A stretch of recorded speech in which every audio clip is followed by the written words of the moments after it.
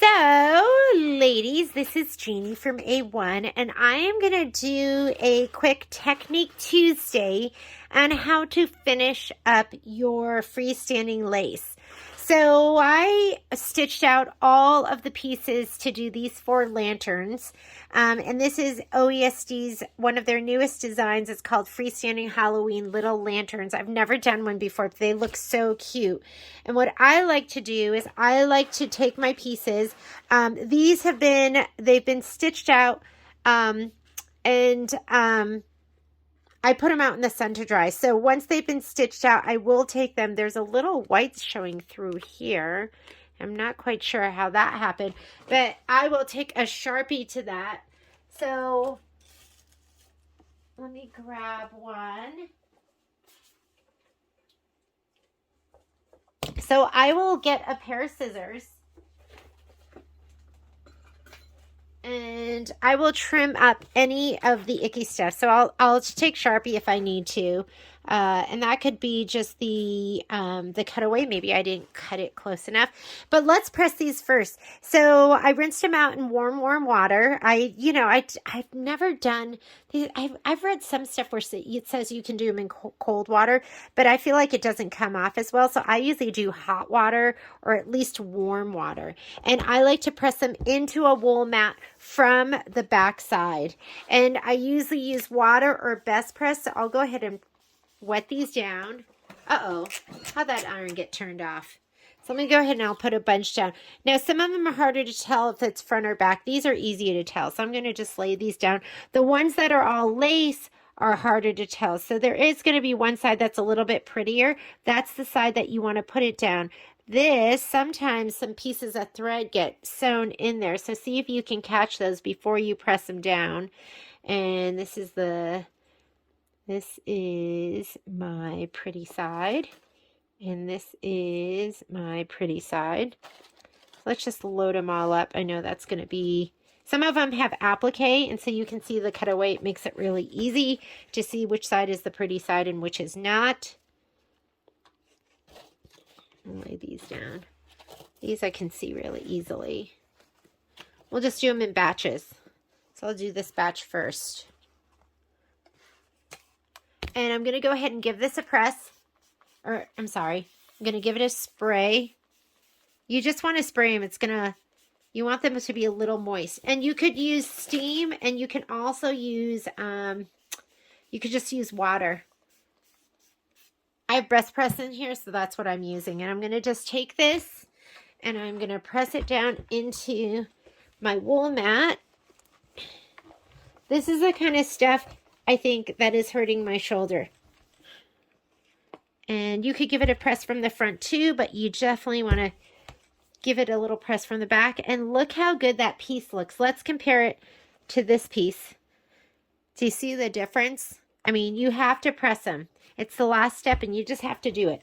It's going to make a difference.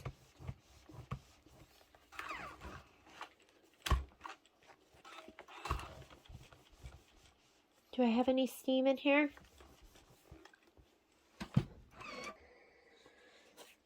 All right, and that piece looks amazing. Then we're going to go through and we're going to trim all the icky stuff off of this. I went ahead and added some steam to my iron. Let me see if I can change my angle so it's not hitting my head on this. Oop. I'm going to do this side first.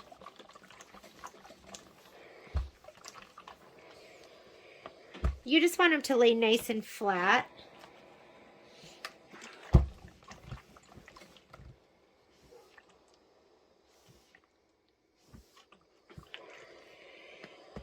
Just makes a huge difference. And like I said, you also want to, especially the ones that are going to be thread only, just press those from the back. Don't press them from the front, because it just makes it pushes with as aggressively as I press, it flattens out the thread.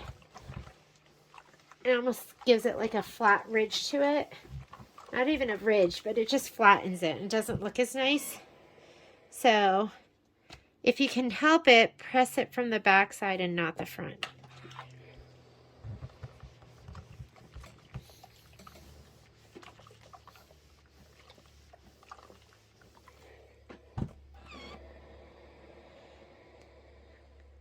Look at that. You're going to want a pair of tweezers too, because we are going to pick out some of that thread. And this is the wrong side.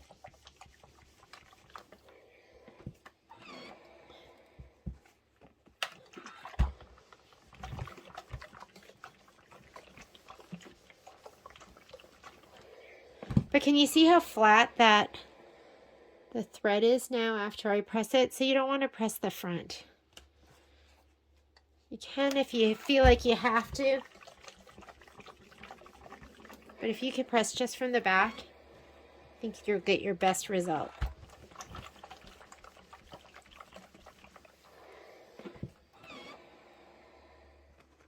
It'll make it a little bit more pliable too if you do this. Am I on the right side or the wrong side? This is...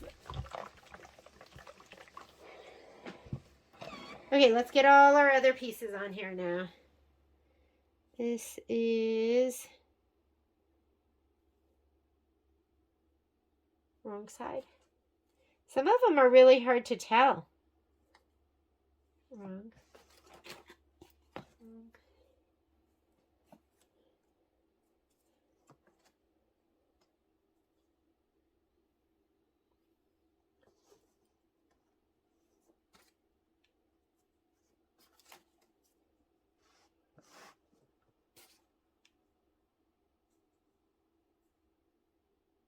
Ooh, this one.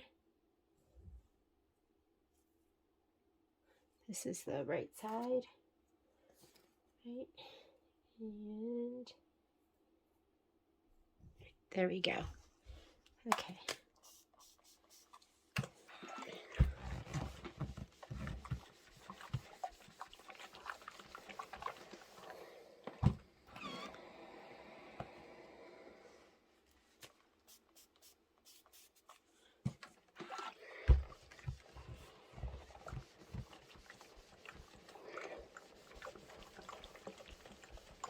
You've got to be careful with your seam too. If you're working on a wool mat, I had my wool mat on a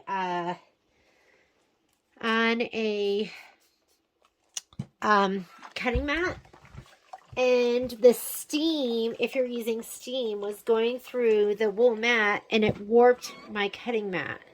So I normally don't use steam, so I don't even think about it. I have right now a wool mat on a wool mat. And then just like an IKEA tabletop, so I'm not too worried about it. But you can warp what's underneath if you're using moisture.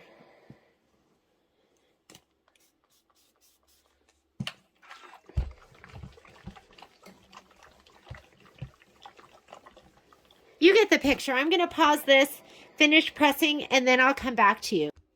Now that all my pieces are pressed, I've got a couple different scissors that I'm going to use and a pair of tweezers. I'm going to go through here and I'm going to clip all of these stray threads.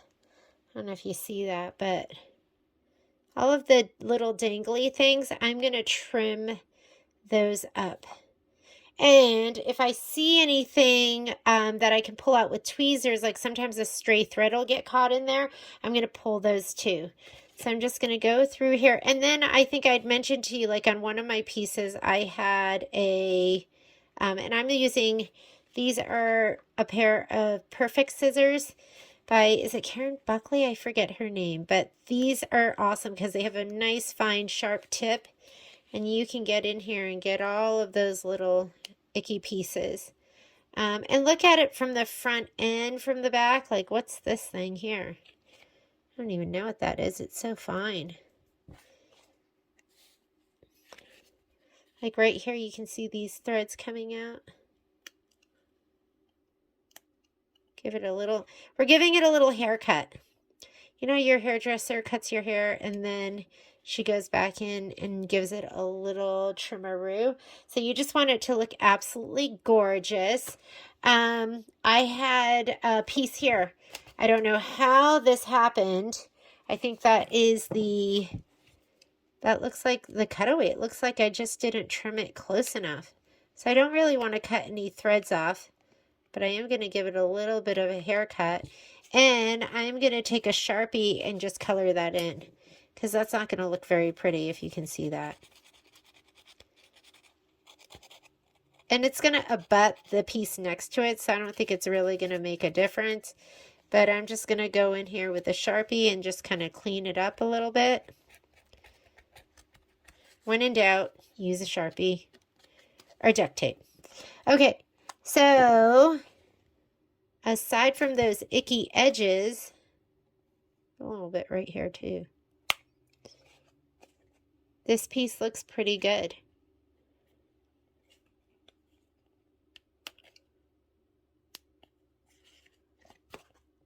All right, I'm going to go ahead and trim and cut all of these pieces, and I'll come back to you because then we'll be ready to put it together. Alrighty, now that you have all this together, you're going to want a couple of things. Number one, these alligator clamps. They make putting this together so much easier than the way I used to put it together, which was this with this really sharp, pointy pair of tweezers.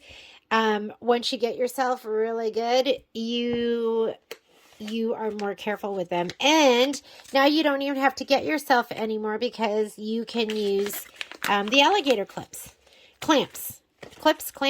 These buttonette clips are really nice to use too, because now you can use these to hold your pieces in place as you're assembling it, so you don't put a buttonette through and then go to put the next one through and it stretches it and then it pops it out again. So that's what I would have. You're also going to want to have your instructions on putting it all together for the picture and point of reference, and then you're also going to want your instructions here on how to put it all together. Although I don't like putting it together like this. I like putting the top part in around and then adding the bottom on. I just find it easier that way. So you can use the directions. I tried to do it last time with my pumpkin, and I thought it was harder that way. So let's grab our pieces. Why don't we go ahead and we'll assemble this one first. It's your little candy corn pumpkin, and it's going to have a little yellow base, and you should have 6 pieces.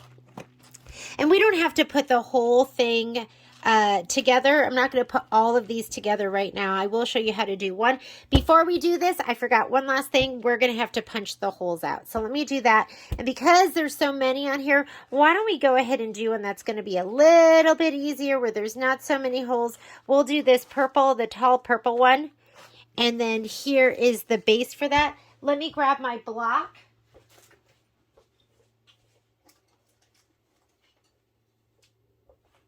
So anytime I'm punching holes for this, I like to use this wooden block. If you do it on your self-healing mat, you are going to end up, with holes in your healing mat.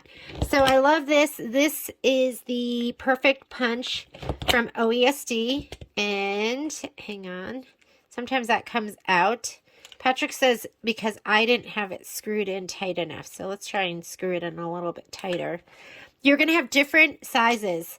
So you have a 2, a 4, and a 3. I'm using the 3 right now, but I am going to change to the 4 for the bigger holes and the 2 for the smaller ones. So just push all the way down and it'll make a nice clean hole. And we have different size holes here. So make sure you're using the right size for the right hole. I'm going to do this one. Sometimes you might have to do it twice. And I'm going to switch out to the 4mm. Let me see, is that the right size for these big ones? Okay, so now you see how to punch your holes. Maybe I'll use this side of my block. I'm going to go ahead and punch the holes, and then we'll come back for assembly. Okay, I was just thinking as I was changing this bit out to the 4mm that maybe you might want to see it change. You just pull that off. I'm going to put the 3 back on because some of the holes, and then you just screw this back on. Now, when you go ahead and push down, you have to make sure your fabric doesn't twirl or else it won't make a hole. And I was just getting really close. I mean, I think that's probably 4mm, but it was kind of close. So I thought I'd go back and do the 3. That way I wouldn't be cutting any of those threads by accident. And I have one left, but it looks like a 2 millimeter, so I'm going to change out my bit out to that. Let me go ahead and punch the rest of these. I find that the 4 makes my fabric spin. And when your fabric spins, it's not going to make a hole. So now I'm going to change out from this bit. This is my 3 to my 2. And I love this. The other one that they had didn't have this handy dandy storage. And you're going to see it's going to fill up in there. As you can either tap it out, or as you keep making holes, it'll push them out. I think I got them all. So you can tap them out if you want, or you can just wait for them to kind of come out on their own.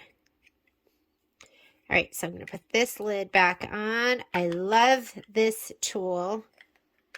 Absolutely love it. I love the handy dandy way that they put storage for the bits. Am I not doing this right? Okay, let me put this on. So you just put the bit in, and then you're going to go ahead and screw this down. Maybe I don't have them down far enough. I'm going to just take it out for right now so I can shut this. Oh, had it upside down. And I'm going to punch out my 2 millimeters. So there's one right there, and there is one right here.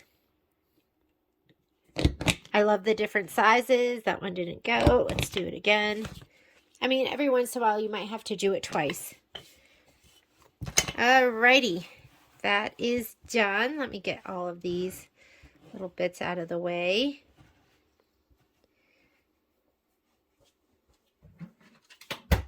We're ready to assemble this. So what I'm going to do is I'm going to grab my pieces. There are, oh wait, I have to punch holes in one more. I'll be right back. Hang on just a sec. Another thing I want to mention, when you do screw these on, you want to screw it on. So I'm putting my 4 back on. You want to screw it on. This side it doesn't have a ridge, and this one does. So you want to put it on with the thick end covering over the bit, or else the bit will fall out as you're using it, which happened to me. I'm going to show you what I mean by it twirling. See how the piece spun around? When it spins around, it doesn't make the hole, so you do have to hold it in place to get that hole made. Sometimes I'll just... That one probably didn't work. Let's just hold it down. And let's do this one right here. And I think 2 more.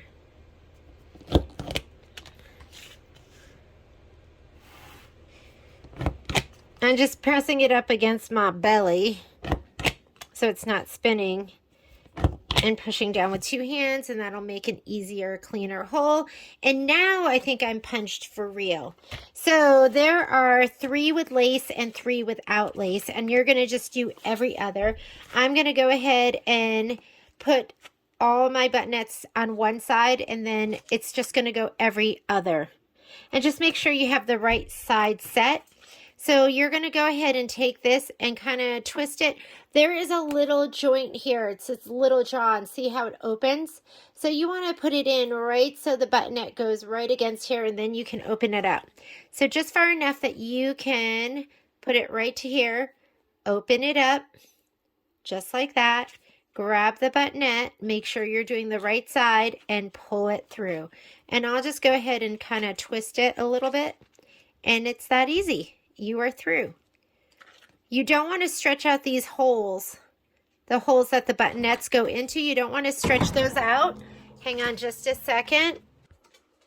All right, sorry, I had to stop for just a second because my family walked in and was hitting my filming arm. Okay, so you're just going to kind of, I like to twist it a little bit back and forth, and we are in.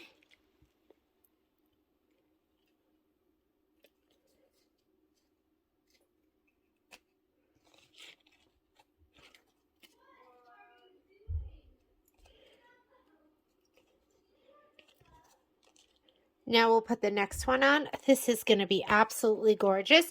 So I'm going to pause the filming. I'm going to keep continuing to put this together, and then I will be back. Your little clips here, I don't feel like any of these are going to come out. But as we go up and we do these, some of them might come out. You put these on to keep them from pulling through. So let me go ahead and keep going, and I will be right back as soon as these are all together, and then I'll show you how to put on the base. So normally when I'm doing freestanding lace like this that has, you know, it's gonna have the sides, I usually do the whole, all the sides, and then I'll put on the bottom and then the top if there's a top to it. So that's what I started to do, but what I realized is the bottom didn't have any buttonettes or holes, which means it needs to be sewn on. This is what happens when you iron press from the front. See how flat that's laying? This is a boo-boo. This compared to this. I don't know if you can see that, but one side is really flat and one side is not. So you don't want to press from the front. Okay, I'm going to go ahead and sew these on. And when you sew these on, they want you to do a 3-step zigzag. So I have this one selected here. It's called the, oh, that one's it's called a 2-step zigzag. So I'm going to be using that stitch. I have it set to a width of a 4 and a length of 0.6. And so we're going to sew all of these on first. Let me make sure I have the right side of this. I do. And there we go. And I'm just lining up the center of the 2 pieces with the center of my foot. I know you might not be able to see it totally at your angle, but I'm going to leave it like that so I can see.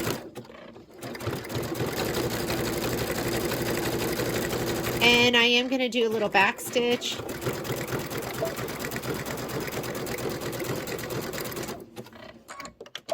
Let's put the next one on. So we're alternating these, and then we'll trim it later.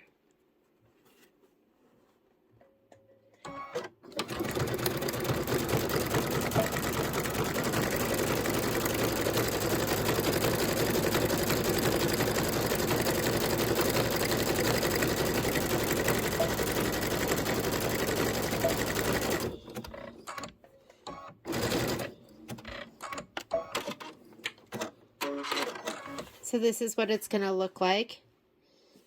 And that's so it can have a little bend to it when we go ahead and stand it all up, and we'll trim our threads in a little bit. And I did go ahead and I hole punched all of these using a combination of my 2mm, my 3mm, and my 4mm. There we go. Came unthreaded.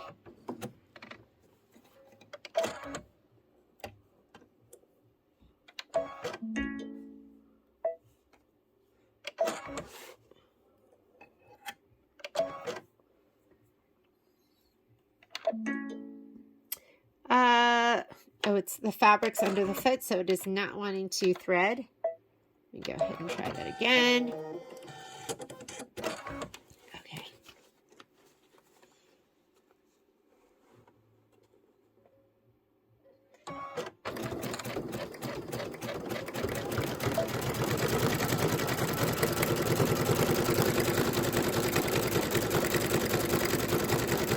And I'm just focusing right here on the center where it's joining in the center of my foot. I'm not looking at anything else.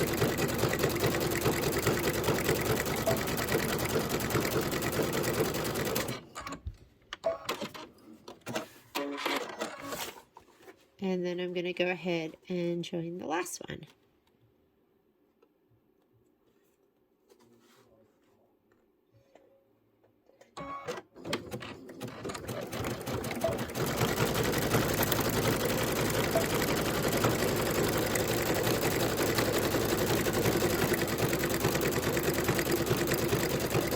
Don't be afraid or bothered if it doesn't totally line up perfectly. It is okay.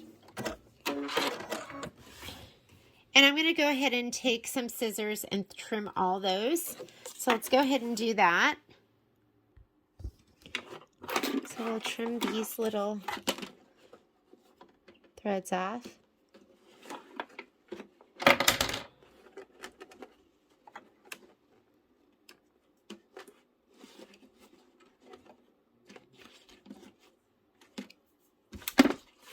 And then we're ready to put it together. So again, you're going to take your alligator clips. I think that's what they're called, alligator clamps. You're going to put it through this hole right till you get to the joint where you can kind of open up the mouth. And just yank those through. Do this one.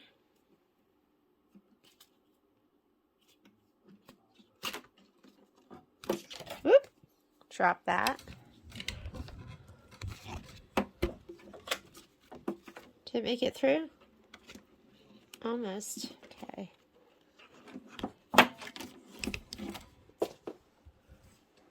Grab that. Today's a finishing day. After I do this, I'm going to finish Happy Snowman.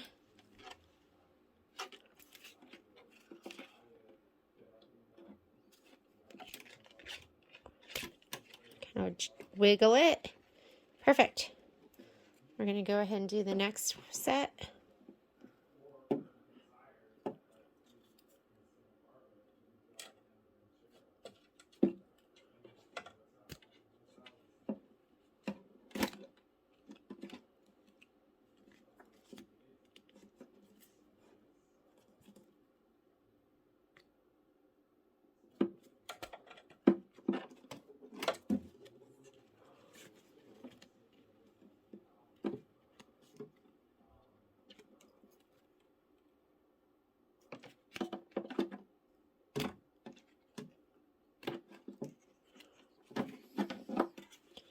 Looking pretty cute. And then we'll put on our last side, but pretty easy.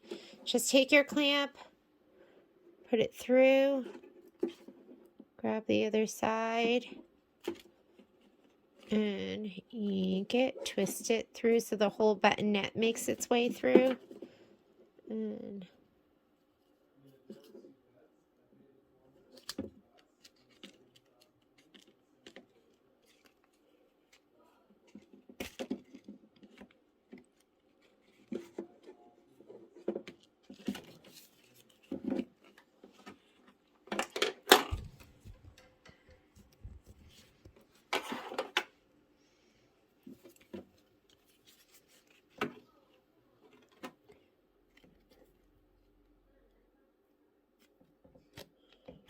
whoop, did I get it? I think I did. Okay. These are the last ones. You've got to be careful when you're putting these together that you're not popping the other ones.